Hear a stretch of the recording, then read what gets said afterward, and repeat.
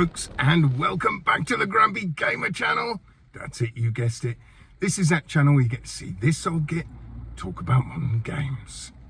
So for today's in-car comments, then a couple of things I want to talk about today. First of all, I want to let you guys know how I got on with the two games that are on Quest Plus that dropped recently, which are Ghost of Tabor and The Light Brigade. I started off on Ghost of Tabor, and flipping heck, there's a lot to take in, there's a lot to learn. It's got a very steep learning curve. I got to the point where I was playing just PvE, not PvP, and I don't really know what I'm doing, because I went in, I got shot, lost all my kit, went back to my bunker. Oh dear, I've got less kit, so I got another rucksack and I filled that up with stuff and ammo and whatever, and got my weapons. Had to choose two different weapons. Went out, died again at one point.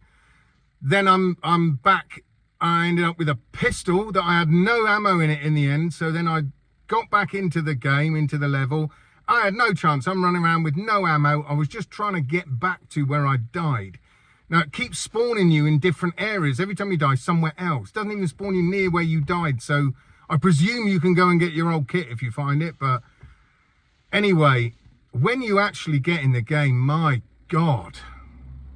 I mean, I thought the first Zero Caliber was bad graphically, but holy cow, Ghosts of Tabor. I mean, you got to remember, I'm coming from playing games like Crossfire, Sierra Squad, Pavlov, you know, even Breaches, which is more basic graphics, but still looks amazing. So I'm coming from playing those games, and then I jump into a game like Ghost of Tabor on the Quest, standalone Quest, and it honestly looks like a PS1 game. I mean, it looks dreadful. I'm sure the gameplay loop is great and all of that sort of thing, but that really put me off. Now, I know graphics aren't everything, and they really aren't, especially in VR, but it was still a hell of a shock to come down to just really basic looking graphics. I mean, just, it really did sort of put me off, and it doesn't give you that atmosphere when the graphics get so bad in a game like that, especially where you're wanting more realism. It's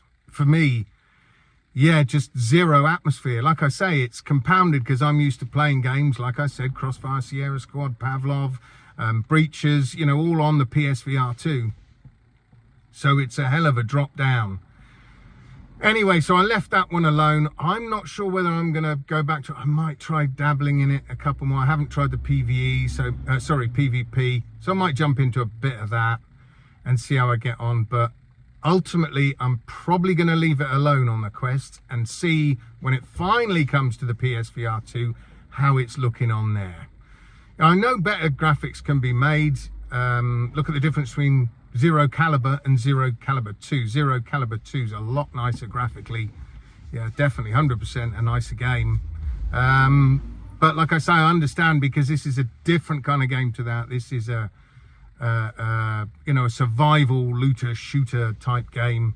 So a lot more power has to go into the background, I suppose, being used doing all that stuff rather than just graphics. But yeah, I think I'm probably going to leave it and wait for it to come onto the PSVR 2. Now, Light Brigade, different kettle of fish. You know, I'm pretty sure it's going to look the same really on Quest as it does on PSVR 2. I didn't think, oh, this looks bad. That's quite a nice little game. It's a roguelite, as you know. I think, again, I prefer to play it on the PSVR 2, purely because, I mean, the main reason for me is I hate the controllers on the Quest, and I hate the gun stock I've got. It's rubbish. And even when you're reloading like a rifle, the gun stock gets in the way. You're literally hitting the gun stock with your controller when you're trying to put a magazine in, and it can actually get quite, because you can't quite get in there sometimes. It's annoying. But that's down on my gun stock, 100%.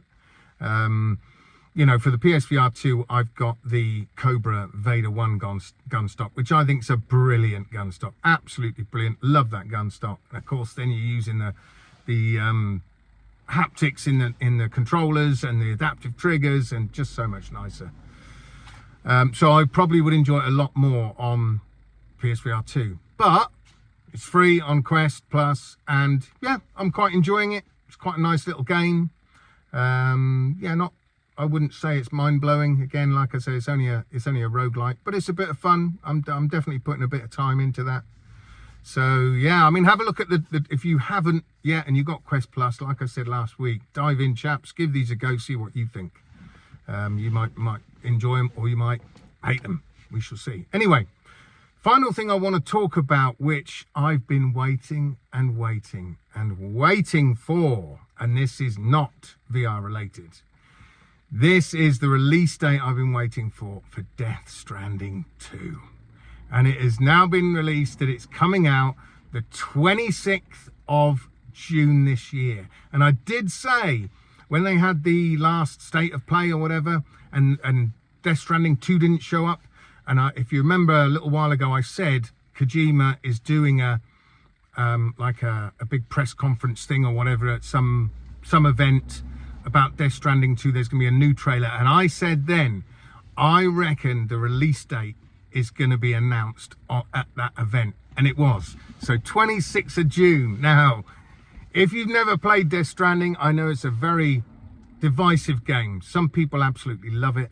Some people utterly hate it, thought it was the most boring thing on the planet, thought it was just a boring walking simulator. And when I played Death Stranding 1, I played through the original, not the director's cut first, played through the original, and I did it in about 86 hours, something like that. I didn't go around and collect everything. I didn't do any of that. Literally, the first time I played it through, I was trying to rush to get to the end because I just wanted to try and understand the story because it was so bonkers. And even after I finished it the first time, I was like, I don't know, I'm not so sure. Anyway, so I left it and just another game, I let it go. Then when the director's cut came out, I decided, you know what? I'm going to play through it again on the director's cut. And I've said before, I absolutely fell in love with the game then. I think it's because I actually got to fully understand the story and the universe that it's in. You know, it's a bit like it's meant to be our actual universe, but with some real weird things to it. So to me, it's more like a parallel universe. It's like ours with just some really wacky goings on in it. So by the time I played it through on the director's cut, like I say, I absolutely loved it, loved the story, and I platinumed it. So in total, on Death Stranding, the standard and the director's cut, if you combine those, I did about 330 hours in that game. And I still didn't want it to finish. I could have carried on doing deliveries and stuff, but I'd done everything. I'd got the platinum. And if you've never played Death Stranding, I would honestly say, give it a try. Before this one comes out, you've got time to play through it and get up to speed with it. I'm not sure whether it's still on PS Plus. I think it might be. The director's cut. So have a look at that. But I would say play it. Give it a chance. Because it is the most unique, bonkers game I've ever played. And I've always been the same. When it comes to games, I like to see something new in games that I haven't seen before. You know, nice little touches that might have been added. New mechanics I've never seen in a game before. I like that. So when Death Stranding came out, it was just a totally different approach to a game, like I say, that I'd never seen before. And I absolutely love it. I know I keep saying it, but it's such a good game. So I cannot wait for part 2. I know this game and GTA 6 are the only two games this year that are going to make me put my VR headset down for a while and just focus. I know when I'm Death Stranding, that's all I'm going to be playing. I'm going to platinum it first time round. I want to get that platinum done, so I'll probably be spending a good couple of 100 hours easily in that game to get it finished. So excited for this one. I've been waiting and waiting. So excited. Anyway, folks, that's it from me today. Let me know what you think about what we discussed. Let me know what you think about Death Stranding 2. Are you excited for it? Or could you care less and it just doesn't interest you whatsoever? Let me know down in the comments. So until next time, folks, I shall see you guys on the other side. Adios.